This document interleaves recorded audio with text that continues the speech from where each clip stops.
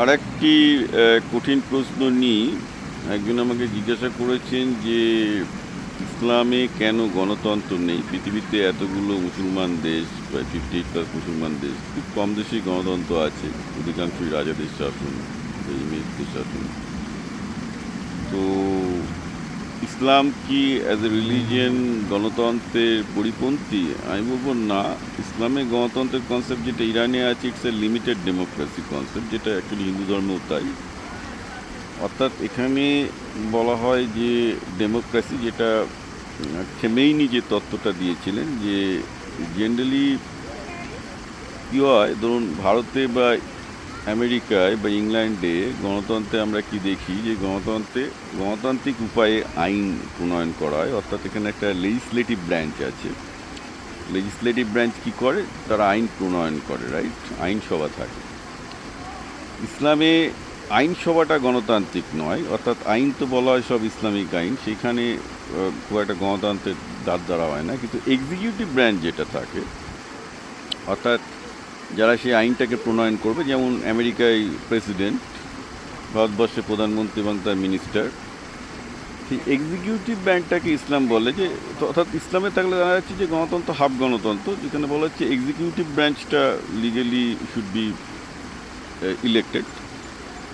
কিন্তু আইনসভা বলা হচ্ছে যে গণতান্ত্রিক হতে পারে না, কারণ ইসলামের নিজস্ব আইন আছে এবং সেই আইন পরিবর্তন করা যাবে না, যেহেতু আইনসভা নেই। তো ইসলামের গণতন্ত্রের কনসেপ্টটা ওই জন্য হাফ ইয়ে, যে আইনসভাটা ধর্ম থেকে আসবে, কিন্তু এক্সিকিউশনটা হচ্ছে পুরো গণতান্ত্রিক। তবে এখানে একটা জিনিস খেয়াল রাখতে হবে, যে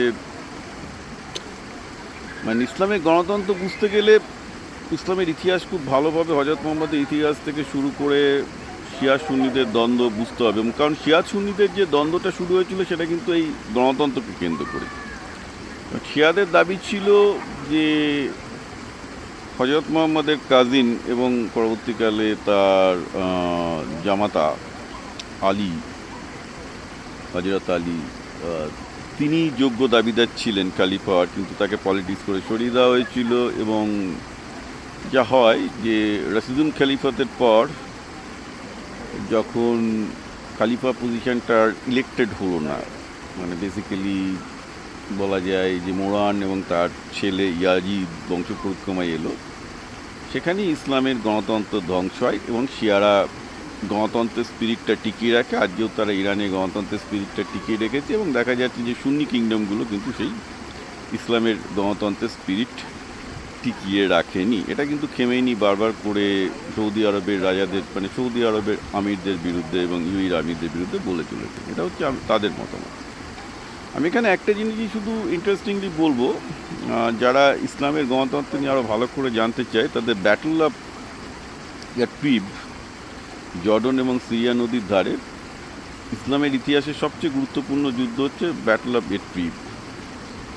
কারণ এই যুদ্ধে ইসলামিক সৈন্যরা ধ্বংস হয়ে গেলে ইসলামকে খুঁজে পাওয়া যেত না, এবং এই যুদ্ধে রোমান সম্রাট হেরাক্লিয়াস প্রায় 2 লাখ রোমান সৈন্য পাঠিয়েছিলেন ইসলামকে পুরোপুরি শুইয়ে দিতে, ধ্বংস করতে।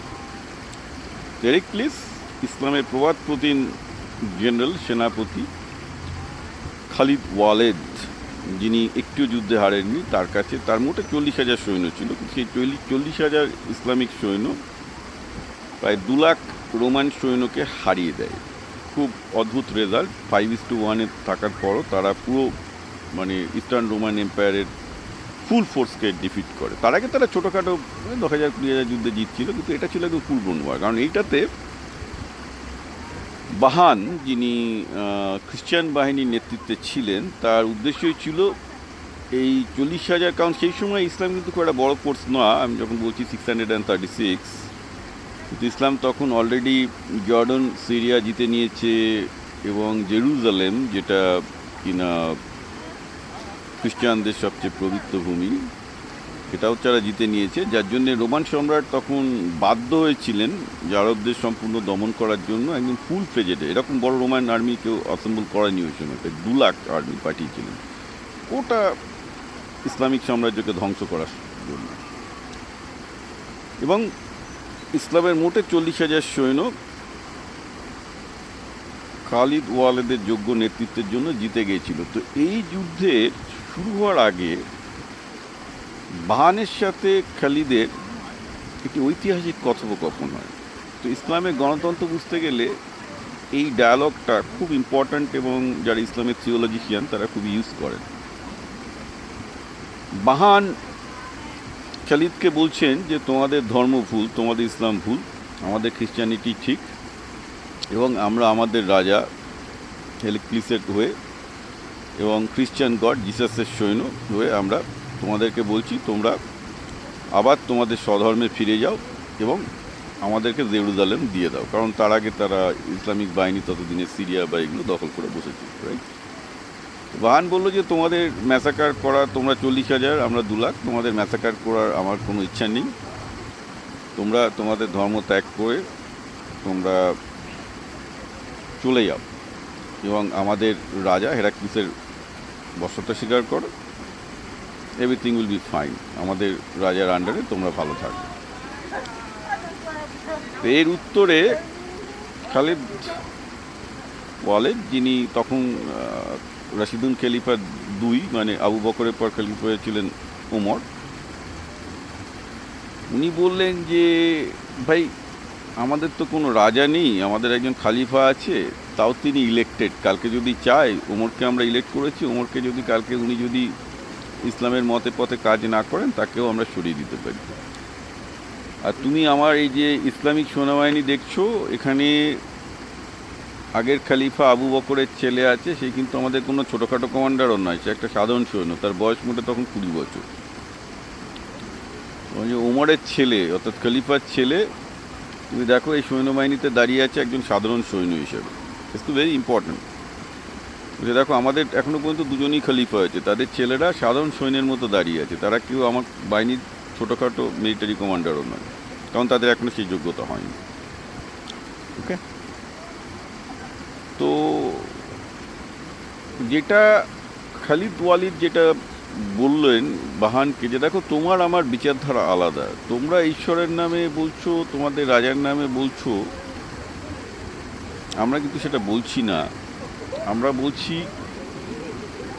ইসলাম মানুষকে জাস্টিস দেয়, সুশাসন দেয়, এবং কোনো রকম কোনো রাজা নয়, কোনো বংশানুক্রমিক কিছু নয়। তুমি নিজে চোখে দেখো আমার সেনাবাহিনীর মধ্যে খালিফার ছেলেরা আছে এবং সাধারণ সৈন্য হিসেবে আছে, যারা কিনা সোকল্ড আমাদের লিডার, এবং আমরা তাদেরকে কালকে ইচ্ছা করলে অপসারণও করতে পারি। ওকে, তো আমরা ট্যালেন্ট এবং যোগ্যতাকে গুরুত্ব দিই, আমরা সবার মতামতকে নিই এবং সবার মতামত অনুযায়ী আমাদের এখানে কে কমান্ডার হবে সেটা ঠিক করা হয়, আমাদের নেতা কে হবে তাই ঠিক করা। এবং তোমাদের বিচারধারা যা বংশানুক্রমিক, বাহানকে বলছে বাহান তোমার বাবাও তো কমান্ডার ছিল, তাই তুমি আজ কমান্ডার, আজকে আমার বাবা কিন্তু কমান্ডার ছিল না, কিন্তু আমি কমান্ডার হয়েছি আমার যোগ্যতা, এটা খালিদ বাহানকে বলেছিল। ঠিক আছে, বলে তোমার রাজা হয়েছে কারণ তার বাবা রাজা ছিল, আমাদের খালিফা হয়েছেন কারণ আমরা তাকে নির্বাচিত করেছি। তো এই ব্যাটল অফ ইয়ারট্রিবে যে 6 দিন ধরে যে যুদ্ধটা হয়েছিল, এর মধ্যে প্রথম 2 দিনে যা যা ঘটেছিল সেটা খুব নিখুঁতভাবে পড়া দরকার। এর মধ্যে আরও অনেক ইন্টারেস্টিং ঘটনা আছে এই যুদ্ধটার মধ্যে। আমি এই যুদ্ধটা খুব ডিটেলসে পড়াশোনা করেছিলাম, বিকজ ইসলামকে জানতে গেলে এই যুদ্ধটাকে খুব ভালো করে জানতে হবে। এবং এই ডায়ালগটা থেকে বুঝতে পারবেন যে যখন মানে ইসলাম ভার্সেস খ্রিস্টানিটি, ইস্টার্ন রোমান এম্পায়ারের একটা তর্ক চলছে, সেখানে খালিদ ওয়ালেদ প্লিড করছেন যে আমরা ইসলামকে ভালোবাসি কারণ ইসলাম গণতান্ত্রিক, মানে ইসলাম জাস্ট, এবং ইসলাম মানুষের ট্যালেন্টকে মর্যাদা দেয়, মানুষের পজিশনকে মর্যাদা দেয়, সুতরাং আমরা এখানে একটা আদর্শের জন্য যুদ্ধ করতে এসেছি এবং আমরা মরলেও তাতে কোনো ক্ষতি নেই, কারণ আমার ধারণা যে এই আদর্শটা তোমাদের থেকে অনেক উন্নততর আদর্শ, সেই জন্যে আমরা আদর্শের জন্য মরলেও কোনো ক্ষতি নেই, কিন্তু তোমাদের প্রাচীন আদর্শে আমরা ফিরে যাব না। সমস্যাটা হচ্ছে এই যে অবভিয়াসলি ইসলামের প্রথম দিকে, আমি আবার বলেছি যে ইসলামের প্রথম দিকে যেভাবে হয়েছিল এবং যে ভিত্তিতে হযরত মুহাম্মদ ইসলাম কায়েম করেছিলেন সেগুলো নিয়ে চর্চা হয়নি। ইসলাম যে কারণে হযরত মুহাম্মদ তৈরি করেছিলেন চুক্তিভিত্তিক একটা আমি এই একই জিনিস থাকবে। ওমর খালিদের আর একটা বলি যে দামাস্কাসে যখন এই বাহান 2 লাখ সৈন্য নিয়ে আসছেন, তার অবভিয়াসলি দামাস্কাস ছেড়ে দিতে হয়েছিল। দামাস্কাসের মধ্যে ইসলামিক শাসন 3 বছর রয়েছে, জিজিয়া কর কালেক্ট করা হতো। তো মনে রাখবেন, জিজিয়া কর হচ্ছে একটা ট্যাক্স যা খ্রিস্টানদের উপর চাপানো হতো। তো যখন দামাস্কাস ছেড়ে দিচ্ছে খালিদের সৈন্যরা, তখন খালিদ নির্দেশ দিলেন তার ট্রেজারারকে যে যত জিজিয়া কর কালেক্ট করেছো সব ফেরত দিয়ে দাও নাগরিকদের। তো লোক বলছে যে এই যুদ্ধ আসছে, এখন এত খরচ, এখন আমরা কি করে জিজিয়া কর ফেরত দেবো? তো তার ট্রেজারার বললো, না, আমরা মুসলমান, আমরা চুক্তিবদ্ধ লোক। জিজিয়া কর আমরা নিয়েছিলাম কারণ জিজিয়া করটা হচ্ছে মুসলিম সাম্রাজ্যে অমুসলিমদেরকে প্রোটেক্ট করার কর, যে অমুসলিমরা মুসলিম সাম্রাজ্যে থাকার জন্য তারা জিজিয়া কর দেয়, যাতে তাতে ফুল তাদের লাইফ এবং জানমালের প্রোটেকশন হয়। কিন্তু এখন আমরা দামাস্কাস ছেড়ে চলে যেতে বাধ্য হচ্ছি, কারণ আমাদের সেই শক্তি নেই। ওদিকে 2 লাখ সৈন্য নিয়ে বাহান এগিয়ে আসছে। সুতরাং আমরা আমাদের চুক্তি রাখতে পারিনি, তাই যে জিজিয়া করটা যে ভিত্তিতে নিয়েছিলাম আমাদের ফেরত দিতে হবে। তাই জন্য সব জিজিয়া কর যা যা 3 বছরে নেওয়া হয়েছিল সবাইকে ফেরত দেওয়া হয়েছিল দামাস্কাসে। এবং দামাস্কাসের লোকজন অবাক হয়ে গেছিল, এটাও হতে পারে। You see the interesting thing about Islam is, যেভাবে ইসলাম শুরু হয়েছিল, ইসলামের ইনিশিয়াল ইতিহাস এবং হজরত মুহাম্মদের ইতিহাস, এইগুলো পড়লে মোটামুটি একটা আইডিয়া হয় যে তখনকার দিনে একটা উন্নত political system based on very strict. মানে ভেবে দেখুন, আজকে পশ্চিমবঙ্গে আমি যে কেউ ব্যবসা করতে ভয় পাই, মানে চুক্তির কোনো ভ্যালু নেই, ঠিক আছে? সো তার জন্য পশ্চিমবঙ্গে কোনো শিল্প আসে না। যার জন্য আমি প্রথমে বলেছি না, পশ্চিমবঙ্গে শিল্প আসার প্রথম তত্ত্ব হচ্ছে যে আইনের শাসন প্রতিষ্ঠা করতে হবে। সো এই জিনিসটা, এইগুলো ফান্ডামেন্টালগুলো না বুঝলে যে একটা রাষ্ট্র শাসনের জন্য কী কী দরকার, চুক্তির কেন গুরুত্ব, লোকে ইসলামের গুরুত্বটা বুঝতে পারবে না। কিন্তু সমস্যা হচ্ছে ইসলাম পরে পুরো ডাইলুটেড হয়ে গেছে এবং লোকজন বোঝেনি।